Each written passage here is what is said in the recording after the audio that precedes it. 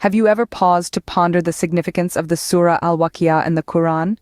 This surah, also known as the inevitable or the event, holds a unique position in the sacred scripture, and its message is as profound as it is pertinent. Surah Al-Waqi'ah, the 56th chapter of the Quran, is nestled in the latter part of the Quran, in the 27th part to be exact. Its position in the Quran is not random or incidental. It is placed strategically amongst the chapters that deal with themes of life, death, and the hereafter, amplifying its resonance and relevance to the reader. The importance of Surah Al-Waqi'ah is deep-seated in Islamic tradition. It is said that the Prophet Muhammad himself emphasized its significance, urging his followers to recite it, to understand it, and to live by its teachings. The surah, composed of 96 verses, is a treasure trove of wisdom and guidance, a beacon to navigate the tumultuous seas of life. The overarching theme of Surah Al-Waqi'ah is the Day of Judgment, referred to as the event. This event, according to the surah, is a day of sorting, a day when every soul shall know what it has put forth. The surah paints a vivid picture of this day, a day of inevitable truth, a day when the veils of this worldly life will be lifted, revealing the ultimate reality. Surah Al-Waqi'ah is not just about the end, but also about the beginning. It speaks of the creation of man, the wonders of nature, and the mysteries of the universe. It's a surah that connects the dots between life, death, and the hereafter, urging us to ponder, to reflect, and to prepare. Understanding Surah Al-Waqi'ah is akin to embarking on a journey of self-discovery, of spiritual awakening, and of profound understanding. It's a journey that unravels the mysteries of life and death and the purpose of our existence. Dive into the intricate verses of Surah Al-Waqi'ah with me as we seek to understand its profound message. The surah opens with a powerful depiction of the Day of Judgment. The first 20 verses of Surah Al-Waqi'ah paint an intense image of that fateful day. Let us delve into their meanings and implications. We begin with the first group, the foremost. These are the pious individuals who have surpassed others in virtue and piety. They are the ones who will be closest to God, enjoying the highest ranks in paradise.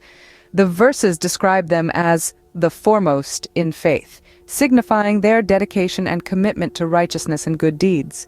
Next, we have the companions of the right. These individuals are the righteous believers who led good lives in accordance with God's guidance. They are the companions of the right, which symbolizes goodness and virtue. They will receive their record of deeds in their right hand, a sign of their successful journey in life and the hereafter. The rewards awaiting them in paradise are depicted in vivid, beautiful imagery, symbolizing the divine blessings that await the righteous. Finally, we come to the companions of the left. These are the individuals who have strayed from the path of righteousness. They are the companions of the left, a symbol of deviation and wrongdoing. They will receive their record of deeds in their left hand, an indication of their failure in life and the hereafter. The verses warn of the severe punishment awaiting them, a stark contrast to the rewards of the foremost and the companions of the right. These verses are an intense reminder of the Day of Judgment, a day of reckoning where every individual will be held accountable for their deeds. They underscore the importance of leading a righteous life and the consequences of straying from the path of virtue. These verses are a stark reminder of the reality of the afterlife and the consequences of our actions in this world. The surah continues with a vivid description of the blessings that await the righteous. As we delve into verses 21 to 40 of Surah Al-Waqi'ah, we find an eloquent portrayal of the rewards and blessings for the foremost and the companions of the right in paradise. In verse 21, the foremost, those who are closest to Allah, are promised to eat of the fruits from the gardens of paradise. They will be honored in the gardens of delight, reclining on adorned couches, enjoying the company of pure and beautiful spouses. The description is so vivid, it's as though we can almost taste those fruits and feel the softness of those couches. Verses 22 to 34 continue this imagery, painting a picture of a place where every wish is fulfilled, where there is never any fatigue, and where joy is everlasting. The companions of the right, those who have lived righteous lives, are not forgotten. They too will find themselves in lush gardens under sprawling branches, surrounded by abundant fruits and flowing water. These verses are a testament to Allah's boundless generosity and mercy. As we move to verses 35 to 40, we see a description of the spouses of the righteous. They are described as delicate, pure, and secluded from the public gaze, a reward for the righteous who have maintained their purity and refrained from illicit relationships in this world. The beauty of these verses is not just in the rewards they depict, but also in the hope they inspire. They remind us that every act of kindness, every moment of patience, and every instance of self-restraint in this world has a reward in the hereafter. They motivate us to strive for a place among the foremost or the companions of the right, to live our lives with righteousness and good deeds. These verses inspire hope and motivate us to strive for righteousness and good deeds. The surah then shifts to a chilling portrayal of the fate of those who deny the truth. We now delve into verses 41 to 56, which paint a vivid picture of the dire consequences waiting for the companions of the left in hellfire. This section of Surah Al-Waqi'ah is a stark reminder of the gravity of disbelief and sin. Verse 41 speaks of the companions of the left, who are described as being in sumum, or a scorching wind and boiling water. The verse symbolizes the intense suffering they will face, an image that is both powerful and terrifying. Moving forward to verse 43, we see these companions are also in the shadow of black smoke, neither cool nor beneficial. This metaphorically speaks to the absence of any comfort or relief in their punishment. Verses 44 to 46 tell us that they will not taste therein any coolness nor drink, except boiling water and dirty wound discharges.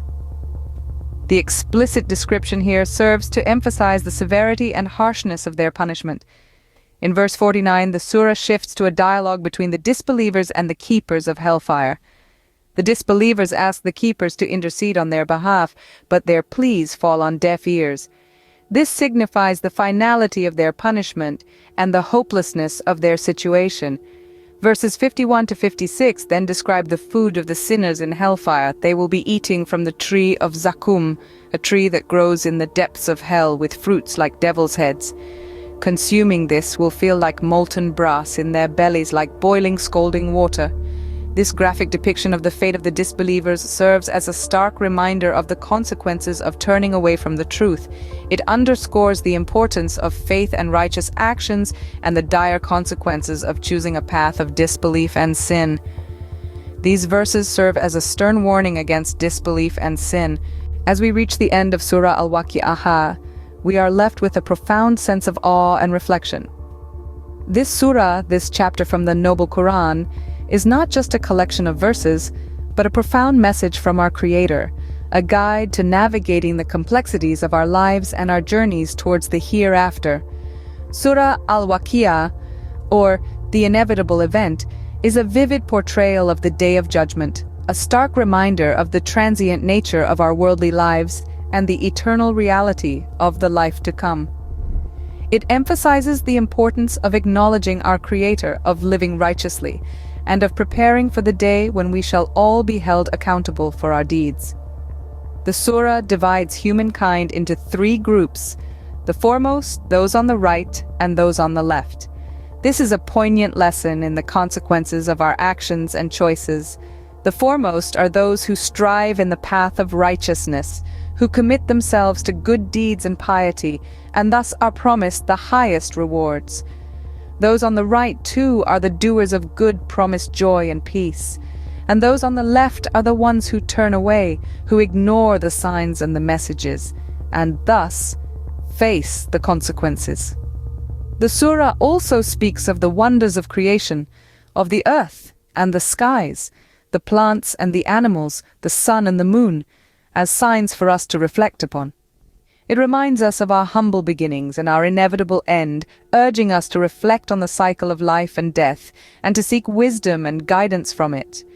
The surah ends with a powerful statement that only in the remembrance of Allah do hearts find rest. It is a call to spirituality, to inner peace, and to a life of purpose and meaning. May the lessons we've gleaned from Surah Al-Waqi'ah guide us on a path of righteousness and lead us to success in this world and the next.